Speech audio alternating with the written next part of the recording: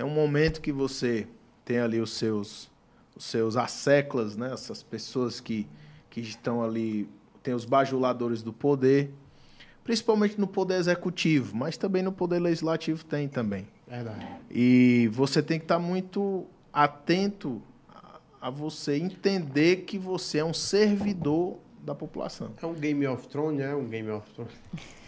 O Game of Thrones é mais complexo, né? É mais complexo, É né? mais pesado, né? Mas assim, tem que ter muita essa sabedoria, esse discernimento. Por isso que eu acho que Deus e Jesus e Nossa Senhora é que dão ali o propósito. Quando você sabe o seu propósito na política não é enriquecer. O seu propósito na política não é passar por cima de tudo, não é desunir famílias para que você chegue no seu objetivo. Se você começa a achar normal você usar do poder para fazer tudo isso, desunir famílias, atropelar todos, cometer corrupção, então eu acho que vai chegar um momento que vai ser que a pessoa vai colher o que planta, na minha opinião. Entendeu?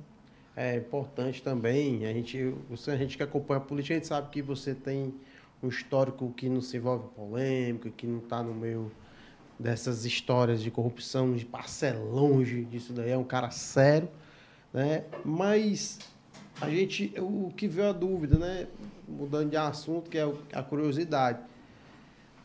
Existiu o PT e existiu o PSB, né? Como partidos que você fazia parte do PDT e caminhos que ia trilhar. O Camilo Santana e o Cid. Por que o PT? O deputado estadual, ele é eleito por bases, né? Bases eleitorais. Eu não gosto muito de usar essa expressão. Mas são bases que você representa, que você é escolhido por um grupo em determinado município. Estou falando muito aqui do Ipu, né, de Nova Rússia, mas tem vários. Guaraciaba do Norte. Então, você geralmente tem 2 grupos políticos no município. Então, a gente usa uma expressão, Mona Lisa, que é chocando as bases, né? A gente choca as bases. Okay.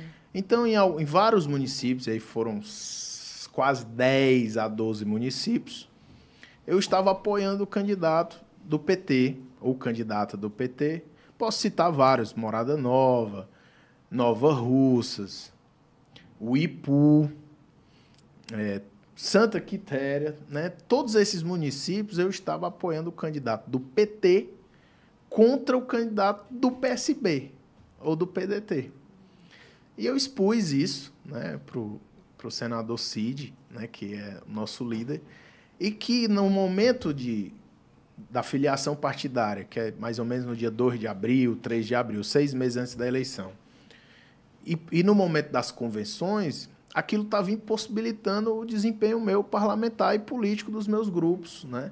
Onde parte dos meus grupos, né, dos municípios, estavam deixando de ficar num partido alinhado conosco, devido a essa minha situação partidária, e, de repente, indo, posso citar aqui sem problema nenhum, para o MDB, para o PSD. Né? Isso me trouxe bastante prejuízo, né? Não comigo, não do ponto de vista meu pessoal. Eu acho que no meu desempenho parlamentar e principalmente dos meus aliados no interior do Estado. Né? Então, foi isso que eu expus, né? E eu entendi, assim, né? Aquele momento, até porque os outros deputados que faziam essa concorrência comigo nas mesmas bases, já são aliados de 30 anos, né? de 20 anos do senador Cid. Então, expus isso a ele foi muito assim, né? Eu acho que ele gostaria que eu tivesse ficado, claro, mas ele foi muito compreensivo, né? Naquele momento dessa decisão. Não foi uma decisão fácil. Sempre mudança de partido, viu, Nenê? Sempre com essas mudanças mais significativas, elas precisam de um amadurecimento. Eu amadureci, tive 3 reuniões com o senador Cid, né, antes. A primeira, tentei, amadureci, busquei soluções, expus para ele uma segunda. E na terceira, depois de muito pensar, de ligar para todos os meus aliados, Croatá, São Benedito, Ibiapina, Quixadá. O Quixadá é outro exemplo. Apoiei a candidatura do PT contra o PSD. Então, não fazia muito sentido eu caminhar no sentido contrário de que todos aqueles meus aliados estavam caminhando. Entendi. Então, foi também questão de grupo, né? O grupo estava seguindo um caminho que realmente ficaria mais favorável para o que você pensa para essa próxima eleição, né? Claro. Bom, importante. É importante também ter essa visão. Eu não imaginava essa visão, não. Imaginava algo mais simples. E o Camilo Santana representa o que hoje para você? Camilo hoje, sem a menor dúvida, né, é o líder maior do nosso partido, né? É o maior expoente político, maior líder político hoje do Estado. Ocupa o maior cargo a nível nacional, né? Como cearense, representando o povo cearense. Eu sou suspeito porque eu confesso que estou muito feliz pela minha escolha. É um momento muito difícil de tomar uma decisão, de extrema polarização, onde é praticamente meio a meio mesmo, né? Ou então 40-40 ali, 20% das pessoas com mais tranquilidade ali, frieza, discutindo ideias. Então, não foi uma decisão simples, né? Então, o ministro Camilo anuncia primeiro o pé de meia, que para mim é extraordinário. Quando eu fui presidente da Comissão de Juventude da Assembleia em 2015 a 2018. E junto com o ministro Camilo, na época governador, nós criamos o Centro de Educação Infantil, temos um no Norte Shopping, inglês e espanhol de graça para a nossa juventude do ensino médio. Nós criamos uma política pública, né, que a pessoa, Santa Quitéria para Sobral, 80 quilômetros. A pessoa passava no Enem para estudar em Sobral, mas não tinha o dinheiro nem para alimentação, nem para um eventual aluguel. Então, nós criamos essa política pública que, durante o primeiro ano, a pessoa podia receber durante 12 parcelas de um meio salário mínimo para poder custear essas viagens, Mona Lisa, essas viagens de Santa Quitéria para Sobral. Então, as pessoas estudam à noite, saem 5 horas da tarde de Santa Quitéria, vai para Sobral e volta após a aula 11 horas da noite. Então, as pessoas, estou falando de Santa Quitéria, mas no Ipu é a mesma coisa, Nova Rússia. Estou falando da região, né, onde eu tenho a maior votação, mas Quixeramobim tem muito isso. As pessoas vão para Quixadá, passam no Enem Quixadá, que tem IFCE, e tem que ir e voltar. E muitas vezes a pessoa desistia no primeiro semestre ou no segundo, porque não tinha sequer o dinheiro do lanche, o dinheiro do transporte.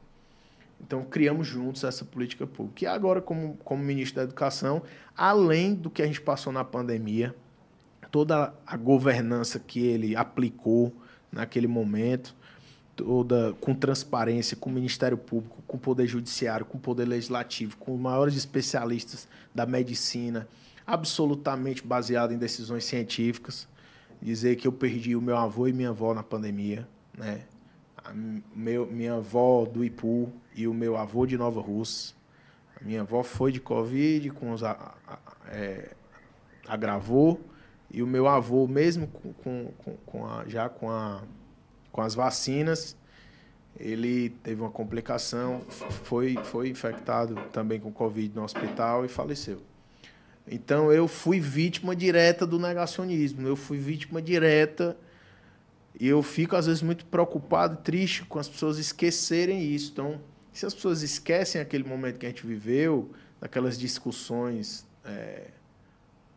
não tenho nem palavras, o noticiário durante uma pandemia de nível baixíssimo. É verdade.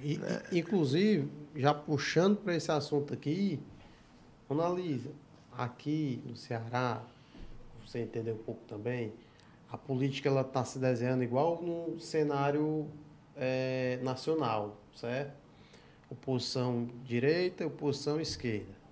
Né? E a gente vê o movimento da oposição, né, hoje do governador Elmano, se movimentando. Você já ouviu falar do Ciro Gomes? Você votaria no Ciro Gomes, Monalix? Não. Não gostaria de... A pergunta foi polêmica para ela. Você polêmica, perguntou várias foi polêmicas polêmica. pra gente, agora o Neném perguntou uma boa Foi pra você. polêmica. Mas só